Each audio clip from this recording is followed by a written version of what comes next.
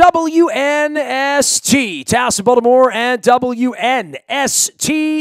It's been a little while since we have convened with the good professor at Georgetown University, as well as one-time executive with the Baltimore Orioles, as well as the Texas Rangers. We welcome Marty Conway back on. You can find him, of course, anywhere good information is sold, out on LinkedIn, as well as at Twitter at Marty Conway. Marty, we got a new sheriff in town, and I don't know if you've read Astro Ball. I now have. I binged it Thanksgiving. I mean, a lot of folks binge beer on Wednesday and pumpkin pie on Thursday and leftovers on Friday. I binged Mike Elias on Wednesday, Sigma Doll on Thursday, and so that's what I did. And I feel like I'm boned up on the baseball side of this. They've hired geniuses, and if Brady Anderson's still around, they'll probably F that up. But they've also hired John Vitelin inside. I've not heard from him. Apparently he's working. I've never met him. He still has 5 LinkedIn pages. What are they doing from a business side? Like, where's the Dick Cass of the Orioles right now, my friend? Well, yeah, first of all, it's good to be with you today. I do not think that that's the comparison that's, being made, because I don't think that there's that person. It was interesting to me in terms of the messaging rollout and I use that very loosely, because you would anticipate, if you could, is that, you make a significant milestone announcement, which is the general manager, that you would take advantage of that opportunity to follow on with other messaging, whether it's business-related things. You've got people in the room. You've got all the media trained on you, including the national media, trained on you. And so whether it's ticketing policies or whether it's digital ticketing programs or other things of the sort, would have been an excellent opportunity to reach everybody at that point, and then, begin that messaging plan that would lead you into, late November, December. And here we are, nearly the end of November, and they don't have tickets on sale, and there's no indication as to when that's going to happen. I don't know what necessarily would be holding that up. I don't think they're going to raise prices from last year. If anything, they might want to decrease a few prices or make some alterations. But the only thing that apparently you can buy before Christmas or for Christmas is memberships to the Dugout Club for your kids. And perhaps maybe renew your season tickets, but I haven't seen anything in particular about that. So, well, I mean, at 50,000 feet, look, I talk about this all day, every day, and now that I have you captive, I want to rant a little bit. I know you'll permit me to do that and play some therapy, and look, I don't think the word all over town is this thing's fixed, and, we know, because I know more about Mike Elias than anybody in the fan base that didn't read Astro Ball knows, or Sig Mejdal, who will, apparently just disappear for a while because they're not really being judged on anything for 3 to 5 years. So, they've got a golden ticket. The boys are being judged by me right now, and I think they're being judged by their partners, and they're being judged by New York. And right now, as we get up on Christmas, I would say, well, you found geniuses and you paid them top dollar, which is also sort of the dirty little secret here is, the Eliases and the Sig Mejdals, they got World Series rings, but they didn't get rich. They're not getting the Carlos Correa money. They're not getting the Manny Machado money. They're not signing $100 million deals. These are guys making $300,000, $400,000, $500,000, $600,000, $700,000 a year, right? So when John and Lou turn up the heat on an executive and pay them a couple of $100,000 more than anybody else is willing to pay them and tack on 2 years and need them in a way that other franchises, the Cubs already have a genius, the Dodgers already have a genius, Tampa has a genius. These guys were looking for the worst nuclear situation they can find with 115 losses, and they found it.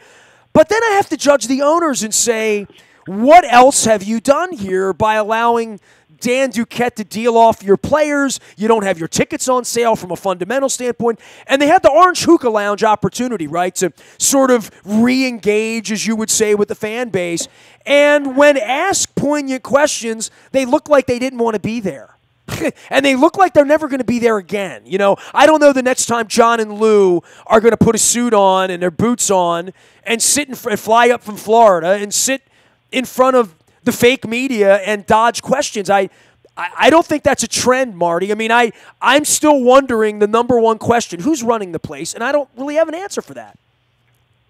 Well, it wasn't apparent. I know there were some questions at that press conference, and I think you've cited them in maybe one or two other people, but that is, what can you expect going forward, and what should fans expect? What should the community, what should the business community and all that expect? These type of announcements, general manager in particular, and then field manager, are announcements that have meaning beyond just regular fans. Like I said, this reaches people. The media gets trained on these two announcements like none other. There's no other player signing, anything. Well, there's not going to be any player signing, right? Yeah. I mean, like literally, there's going to be a draft day next June where they're going to take this Witt kid if he doesn't blow his arm out, right? And that, I agree with you, man. It should be like a Papal announcement, right? Like, I mean, and Angelos was speaking. I stopped everything. I didn't go to yoga that day. Like, I blew my yoga off, Marty, And I don't know that I had any great expectations because the people around John and Lou have basically, compared them to Fredo, quite frankly, over 25 years. And they sat up there and, they read from the script and played the part of Fredo to me, which is they're just going to go away and collect their money because that's all they've ever really done. And there's a whole lot more that needs to happen here other than roll the ball out and tell everybody we're going to win the World Series in 2024. What happens between now and then to make it better, to make people like me and you and other baseball lovers on the fringe want to get reinvested in this? And I didn't see the smoke coming out of the tower and the lights on. You know what I mean? I felt like the lights were flickering, and it looks like business as usual, whatever that means. Yeah, well, so you're right that like I said just a few minutes ago, the messaging strategy, laying that out over time. Now that you have people's attention, you can set people up for future announcements to be made. Build some excitement, build some expectation, invite some other community leaders in, do some things like that. Because where this is leading me to is the live event experience having changed, and there are many factors as to going into that, including Baltimore has a few issues, I think, that are specific to that marketplace compared to Washington or Philadelphia or any place like that. And I think you have to understand now that there are probably more things that are different about the live event experience, the game experience, than are the same. And that is everything from, all kinds of research and all kinds of polling tells you that people below the age of 30 just don't see traditional media at all whatsoever. It's not even something that they look up for 10 seconds when they're in the doctor's office or something else for that. They just don't do that. So there's a whole lot more than there is the same. This is not selling regular season ticket packages. This is not getting regular fans. If you think about it, some of the regular fans are either disappearing, passing away, moving on, whatever it is, moving along, moving out of the state, whatever they're doing. And you've got a whole host of new people in throughout the Baltimore metro area who just expect a different experience for a live event. And it doesn't matter whether it's a Ravens game, Orioles game, a beer bash, a beer event, whatever it is, they expect a different experience than what we did, what our parents saw, what the traditional experience was. And I think they all have to embrace that, but I just don't see it. And like I said, maybe there's something that will be coming in the future, but there was recently more of an opportunity to introduce that or to tease that if they were ready for it. And they're either not ready for it or they're not going to do it. Well, Marty, you were around in the Kenny Cooper era, right? And I always bring up Kenny Cooper. Maybe it's the ultimate, tribute to him. That through my lifetime in 50 years in this city, I have seen so many hockey teams fail. I have seen indoor lacrosse. I have seen basketball. I've seen the NBA leave to never come back. I've seen the NFL leave, and it was never going to come back if it weren't for one guy, William Donald Schaefer, who sort of willed it and made it and powered it and beat up Jack Kent Cook and, got Camden Yards built during your era, and you can speak to all that. And, I mean, one day we should sit down over 3 beers and do that all night to talk about how all of this how it was all laid out in the 80s. And now in 2019, I am a little worried about John Angelos' cowboy boots and his age and him fleeing town to Florida and thinking that Nashville or Charlotte will get involved in a bidding war in 2023 for an $800 or $900 million stadium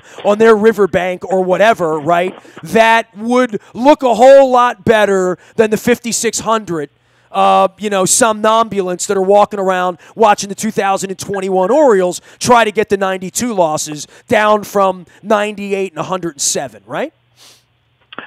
Yeah, it is. It's an environment. I think, look, this all goes back in the strangest and weirdest way to Robert Irsay, right? If Robert Irsay doesn't leave town, let's make sure this. If he doesn't leave town, all of this may never have even happened, right? Well, there probably would have been a dome erected here in 1989 for both, literally, right? Like that probably would have been the compromise or whatever, right? Yeah, I mean, literally, he is the catalyst. Whether you like him, don't like him, despise him, whatever it is, he is the catalyst for all this because that put the Orioles and Edward Bennett Williams in a position to leverage the stadium, which at that time also meant that when they were going to the legislative body, they also said, well, let's put a package in for a football stadium at the same time to approve that because I don't think had those been done independently, you would have had two stadiums approved separately by a legislature. So the whole notion here, and goes back to this, and so it's the weirdest set of circumstances for any city where the fact that what Baltimore went through for the 12 or 13 years they didn't have football really is a catalyst for all this, and both of these teams and both of these owners benefit hugely from that.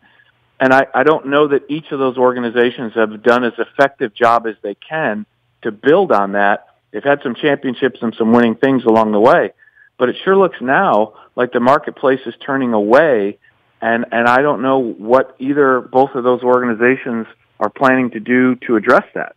Well, the Orioles would need a Kenny Coop. They need energy. I mean, I always say to Luke, looks like they're going to lose for 5 years. They know that. I know that. You know that. The people know that. And I'm like, well, then I'm going to go away for 5 years, and so's everyone else. And when you might get back to 80 wins, I mean, I know the people in Houston came running back and throwing their money at the Astros, and that's a nice story. Market. And they did in Kansas City for 5 minutes, but now they're gone again. And they did in Pittsburgh for 5 minutes, and now they're gone again. Yeah, Houston is a much bigger market than Baltimore. Houston is essentially Baltimore and Washington put together, right? Sure. So there, what I say is the addressable marketplace, right? The people that you could potentially reach in Baltimore is completely different than an addressable market, even in Houston or Tampa or any place like that, because of not having Washington to one side and Philadelphia to the other side. And literally, those two franchises have been creeping into those extended territories of the Orioles for a long time. And it's one of those things where if you lose 1% a year, you kind of don't notice it. You wake up after 5 years and it's 5%, and after 10 years it's 12%. Or it's compounding. Or something of the sort. Yeah. Yeah, exactly. Those compounding things work in. And again, so if they don't do something exciting with this managerial hire, which who knows what they'll do, they may go for a cheaper model, the analytics model, the button pusher, who knows what they'll do. But if they don't do something really exciting around that role and around that announcement and in the ballpark this year, they may take a step back because early in the season they won't have the number of tickets sold that they did even last year, and so they'll be playing catch up over that time. So I think those are the things that they certainly confront at the moment, and how they go about it. As I said, to me it looks like past is prologue, right? What they've done in the past is quite likely what they'll do in the future, despite maybe having a new person here and there, a couple new people in the building. So I think they'll take some steps to address it for sure, but I think the marketplace around them is changing drastically and rapidly, and Baltimore is in a unique set of circumstances over the last 3 years in particular with what's going on within the city and the surrounding area. He is Marty Conway. He is the good professor at Georgetown University. You can also find him out on LinkedIn, on Twitter, anywhere good, intellectual, intelligent conversations are founded around the sports business community. Find him out there. You can find me anywhere around town. Let's tell you what, we were Pat Rick's on Tuesday, Buffalo Wild Wings and Bel Air on Wednesday, putting some more shows together next month. They're down at the Modell Lyric as well. I'm going to get down there for John Mellencamp on February 20th. We got such great sponsors here, some new sponsors, Curio wellness and cannabis education, a holistic spa on York Road, just south of Timonium. Strategic Factory with us, of course. I've got my Strategic Factory koozie that I'm jamming here that we're going to have Keith on this week as well as a Lifebridge Health Sports Medicine Institute. Dr. Craig Bennett joined us for a little conversation about injuries and knee braces and all that. You can find that out in the buyatoyota.com audio vault. Marty, just the last thing on the Angelos thing, and I'm going to let it go because I want to talk about the Falcons and the Ravens and going down to Atlanta this week. And I know your daughters work for that organization, and you've seen the dome down there. But just the last thing, am I being outrageous? And I know Tom Lavero's written about this, and Tom's a mutual friend of ours. Are you a little concerned that the Orioles won't exist here in 2030, as an example? Is there some concern for you? There's not as much concern maybe as there is for Tom or yourself, whatever. I think it's all, look, this all comes down to the lease negotiations, extension of a lease, all that. There's no question that the city and the state and everybody else understands the value add that the Orioles organization and Camden Yards in particular exists. But what I will say is I would be greatly concerned about the profile and the ability of the franchise to do the same type of things. Because, again, we're going to say this over and over again. What Washington has brought in the last 10 years of a baseball franchise there, not only drawing fans, drawing sponsors, drawing interest, drawing events, the All-Star Game, different things of the sort. And so I think you may see the marketplace profile more like Oakland or Kansas City or Pittsburgh or places like that increasingly. And those franchises more and more rely upon national broadcast money, national type sources in order to really be successful. Look, this is not the NFL. The revenue sharing at the national level doesn't occur like the NFL. And so it's also not like the NFL that the Orioles would be so awful for 5 years, right? Right. Like the way the structure of these leagues is, I don't know how you're ever going to catch the Dodgers and the Yankees and the Red Sox and they're spending 5 times more money, right? No, you won't. And like I said, maybe it's more like Tampa Bay, maybe it's more like that. And then it becomes a premium on what you can drive locally out of your organization. And I will just say this, and this might be heresy for other people around, that is, if you look at the profile of the way sports stadiums, arenas, and owners are now stacking up, it's not just about the stadium or the ballpark itself. It's about having some control and be able to receive some form of revenue payment from the areas around it. And look, Camden Yards was built in a perfect place for some of the businesses around it, hotels and restaurants and different things like that, who are owned by individuals. And increasingly, owners are looking at not only controlling the footprint inside the stadium, but having the footprint that surrounds it where they look at St. Louis, look at some of the other facilities that have been rebuilt this way. They're looking for that. Well, I'll be visiting one this week, Atlanta, right? I mean, the Atlanta baseball situation, I'm not going to see that because I'm going to stay downtown and see the football stadium. But you can speak at length to Atlanta because that is that's what I fear. What I fear is that 6, 8, 10 years from now, when this isn't good enough anymore and no one comes back because it's been mismanaged, you're going to say, well, Baltimore can't support baseball no more. No, I'm interested. I'm just not interested in being mistreated and watching losing and being lied to and being run from. But the Nashville-Charlotte thing, there's going to be a city that comes along that wants the A's or the Rays or the Orioles or whomever it would be, in the same way that London wants the NFL or Toronto would like the NFL, whatever. I don't think Baltimore County or Anne Arundel County is going to play the role of Cobb County, and somehow Johnny O is going to push $2 million worth of free land for the Angelos family to build an estate somewhere in White Marsh or in Middle River that people would like. You know what I mean? Like, Cobb County did that, and from what I've heard from everybody this week on the Falcons side, it was really kind of dirty and messy and ugly and all the things you would expect, right? Yeah, totally. It was almost like the White Sox in St. Petersburg, where they, in Illinois, where they stopped the clock in the legislature so they could haggle for 2 or 3 more hours to vote to save the White Sox moving from St. Petersburg. That's what happened in Atlanta. And what I would say is your concern is relevant in this regard going forward, and that is, if you are just relying upon the revenues from the stadium and maybe the revenues from your local subscription cable, which are certainly to go down as people cord cut over time, that's going to put you in a different position compared to your peers who have not only stadium revenues and not only media revenues, but revenues from the surrounding areas that they have a piece of or control and gain some sort of personal advantage from that. And so what I would say is that you look at the footprint today of Camden Yards and M&T Bank Stadium, there's way too much parking. There's way too many parking lots, way too many. What those parking spaces bring on a per capita basis is nothing compared to what they could bring with some commercial development in, parking lot A behind Camden Yards, maybe a little bit on the other side of the warehouse, or maybe some of that strip between the two stadiums.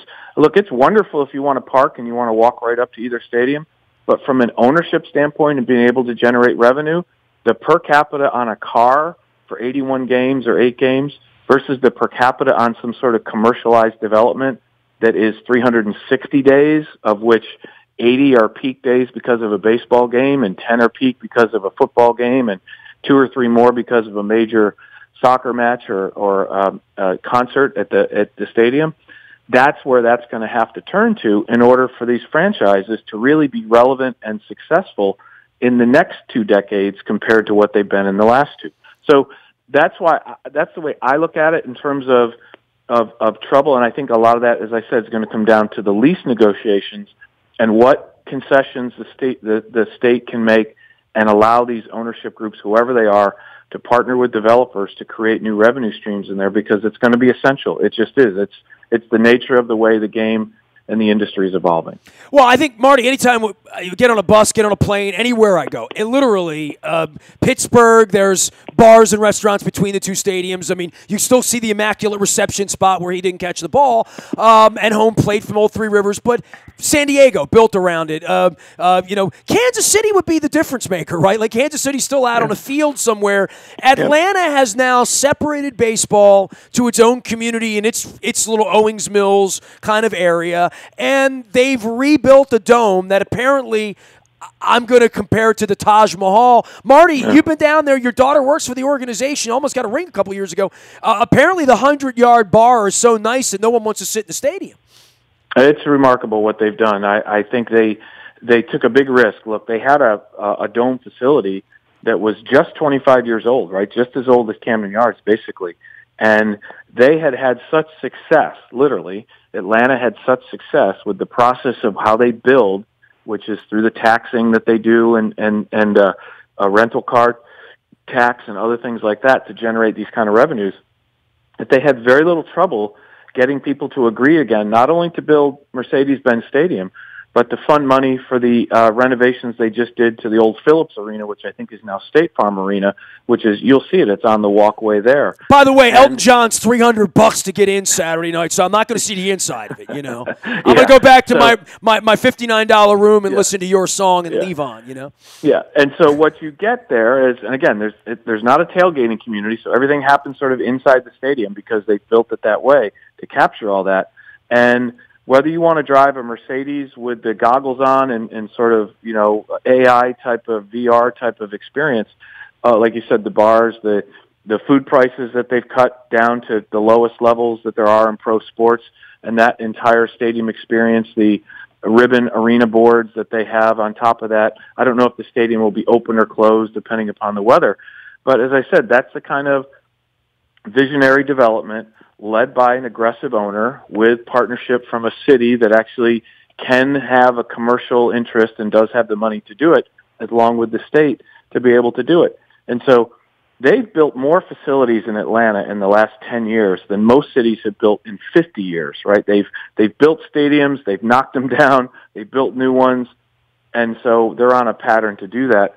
And I think you're going to see, I know I've been there a few times and had some other experiences with it, to know that when you go in, this is what other owners are now showing up and saying, gosh, we need to do something like this for the fans. Like, we need to have this kind of experience, whether it's in concession pricing, seating, or all those kinds of things. Well, that's the vision of Jerry Jones, right? Like, that is what we're going to see in L.A. That will be his legacy and why he's in the Hall of Fame, because 20 years from now, if you don't have one of these, to your point, the Ravens are second tier because the Cowboys are first tier, in the same way the Orioles are second tier because the Yankees built a place that 50,000 people come and leave a lot of money. Jerry Jones is one of those rare people. He can be inducted into the Pro Football Hall of Fame. He transformed football without ever touching the ball, right? And there's very, very few people that don't ever touch the football, play the game, coach, do whatever, that transform the way the game is into the next century without ever stepping on the field or playing the game. And it's that kind of bold vision, aggressiveness, and assertiveness, and then having an environment that can support it with the business community. The number of Fortune 500 companies in Atlanta is at the top of the list. You know, it rivals New York and places like that for that. And so they're able to cultivate that, run a successful transit system there that can take people from the airport all the way north of the city, all the way through to as close as they can get to the baseball stadium and the football stadium and the arena, and have Final Fours. I think they have the Final Four. They have the Super Bowl this year. They have the Final Four upcoming. They have the College Football Championship. You'll be down if you're going to be down there this weekend. Alabama and Georgia are going to be playing in that stadium the day before for the SEC championship. So all of that goes on, and quite honestly, it doesn't even barely cause a traffic jam. So it's an interesting experience. I think the other part of it is they're a generation removed from an Olympics that had a bomb go off, and they're still all in on sports, right? And especially in a market where you would agree it's not all that great a sports town, right? I mean, it's for college football maybe, but it's not. It's not this sports mad community that Boston or Chicago or New York are by any stretch, right? There's not a lot of consistency. First of all, there's not a lot of consistency in winning. They've had their periods where the Braves won consistently. The Hawks have never really shown anything. And the Falcons have had their periods where they, like you said, jump up to the Super Bowl, don't win it, get close, whatever. But no, from a theme consistency standpoint, there's a lot of things going on, but it's not like Boston. It's not like Philadelphia, places like that where they are super passionate about it. There's also a lot of transients, people that have come into that town who are working in some of those Fortune 500 who came from elsewhere. You'll see plenty of Ravens jerseys in there this weekend, but that doesn't deter them from putting on the kind of game experience that they have. So, again, like I said, I think you're going to be seeing the next, vision of the football sport arena stadium type circumstance. And if you reflect back on what Baltimore has and what they could have in the future, that's what you're going to have to be seeing, that kind of transformation, or else this will become a very difficult market going forward. And that I think you can, I don't know who the leaders are that are going to step forward. I don't know who the William Donald Schaefer is of 2025 who will be able to step forward and successfully make that transformation for sports in this community. Marty, you taught me something else here before I go. The SEC championship game. I was wondering why the hotels were so expensive in Atlanta on Saturday night. And and I got a room. I got in early and whatnot. I just went on the StubHub. It's $300 to get in, right, for a single. I mean, so there's going to be 70,000 maniacs downtown on Saturday in Atlanta. And the Elton John concert or whatever. Like I said, you'll have all these events going on over a Friday, Saturday, Sunday, whatever those time frames are, and you'll go down there and you'll just see a lot of people, but you won't get this huge sense of traffic jam. Oh my gosh, we can't go. We can't do that.